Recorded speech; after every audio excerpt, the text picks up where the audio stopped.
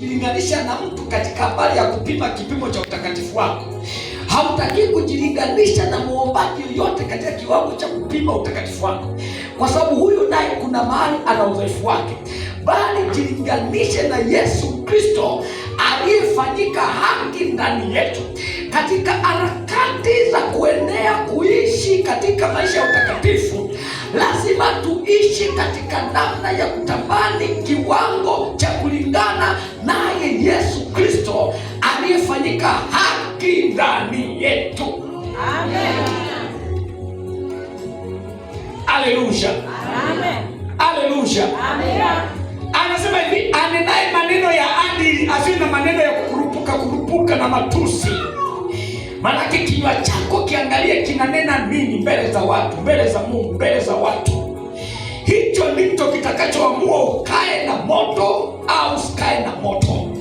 Kwa hiyo jua kabisa, ukishakuwa na moto utajaribiwa katika maneno yako.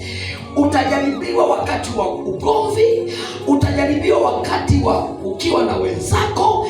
Kuna mtu atakuchokoza ili utamke neno lisilokuwa la adili, ili moto ulioko ndani yako upate kuzima. Kwa hiyo shetani akishajua kwamba una moto, anajua kwenye moto uwaga akai. Maana pepo mchafu anafananishwa na nzi mchafu. Nzi mchafu hawezi kutua kwenye chakula cha moto, anasubiri chakula kipoe. Kwa unapokuwa na Yesu ndani yako kwa njia ya haki yake, maanake una moto ndani. Hakuna pepo linapaswa kukaa, hakuna jini linapaswa kukaa, hakuna uchawi utapaswa kukaa, kwa sababu ya moto ulioko ndani yako. Sasa shetani akitaka kuingia ndani yako, lazima aone namna ya kupoza moto ulioko ndani yako, na namna mojawapo ya kupoza moto ndani yako ni kuhakikisha kwamba anakuchokoza ili utoe maneno yasiyokuwa na adili. Kwa hiyo atakuletea ugomvi ili utamke neno la tusi, utamke neno la dharau, utamke neno lisilokuwa la kimungu. Unapotamka neno, ule moto unapungua makali, anakaa.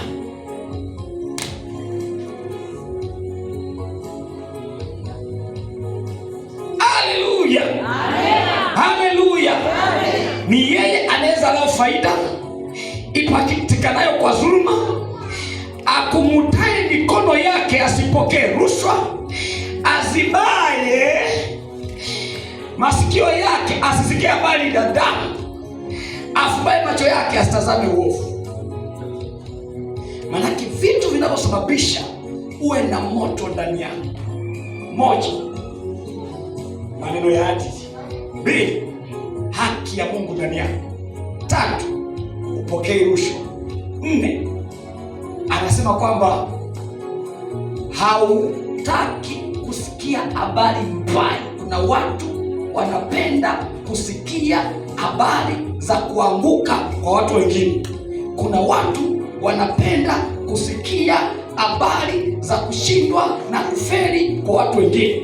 Kuna watu wanapenda kusikia habari za kuona ndoa za wengine zinavunjika. Yaani furaha yake ni kuona mtu mwingine anaharibikiwa, anafiwa, anapata majanga, anadhulumiwa, anapoteza fedha, yaani kwake yeye hasikitiki, anafurahi, anasema alikuwa anajidai, wacha awe kama sisi. Yaani ndio furaha ya mtu.